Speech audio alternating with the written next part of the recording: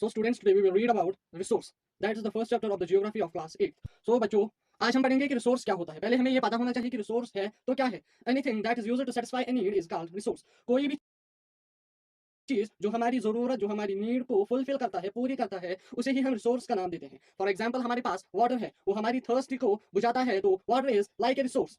Rickshaw है, बहुत सारी चीजें हैं हमारे पास जो हमारे पास रिसोर्स है। फॉर एग्जाम्पल, हाउस है, शेल्टर है, गुड्स है, ये रिक्शा है, ऑटो है, बाइसिकल है, और हर एक रिसोर्स की अपनी अपनी वैल्यू और यूटिलिटी होती है। पहले यूटिलिटी क्या है? यूटिलिटी हम उस चीज को कहेंगे कि कोई भी चीज जो इस सब्सटेंस को रिसोर्स बनाता है, उसी को हम यूटिलिटी का नाम देते हैं। और हर एक के पास, रिसोर्स के पास वैल्यू भी होता है। वैल्यू हम वर्ड्स को कहते हैं। फॉर एग्जाम्पल, आपके ग्रैंड मदर के पास कोई रेमेडी होती है, कोई दवा होती है जो किसी बीमारी को क्योर करती है, जो बाहर नहीं होती है, तो वो उसका कोई कमर्शियल वैल्यू नहीं होता है बाहर। लेकिन जब वो अपना आइडिया पेटेंट करता है, पेटेंट माने जब वो किसी मेडिकल डॉक्टर को वो आइडिया शेयर अपना करती है, तब उसका वैल्यू बन जाता है, इकोनॉमिकली वैल्यूएबल तब वो आइडिया होता है। जब कोई idea, when any idea is shared to the any medical doctor, then the idea is have a value.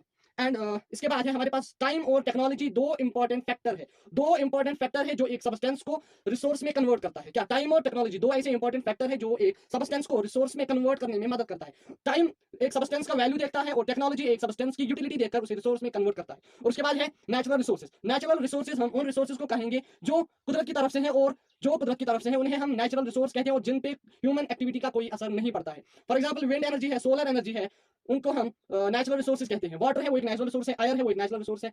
और उसके बाद है रिन्यूएबल रिसोर्सेज है, non renewable resources. Renewable resources उन रिसोर्सेज को कहेंगे जो अनलिमिटेड में होते हैं और जो विदाउट मॉडिफिकेशन हम यूज कर सकते हैं। फॉर एग्जाम्पल, हमारे पास एयर होता है जो हम ब्रीथ करते हैं, जो हम इनहेल करते हैं, उसको हम पहले फिल्टर नहीं करते हैं कि हम ये पिएंगे, उसको मत हम फिल्टर करते हैं, उसी को कहेंगे कि ये रिन्यूएबल रिसोर्सेज और जो नॉन रिप्लेनिश जल्दी होते हैं, जो अनलिमिटेड स्टॉक में होते हैं। और उसके बाद है non renewable resources. Non renewable resources उन रिसोर्सेज को कहेंगे जो रिप्लेनिश नहीं होते, जिनको जो लिमिटेड क्वांटिटी में होते हैं, उनको रिप्लेनिश होने में बहुत देर लगती है। उन्हीं को हम, फॉर एग्जाम्पल, कोल है, पेट्रोलियम है, उनको बहुत टाइम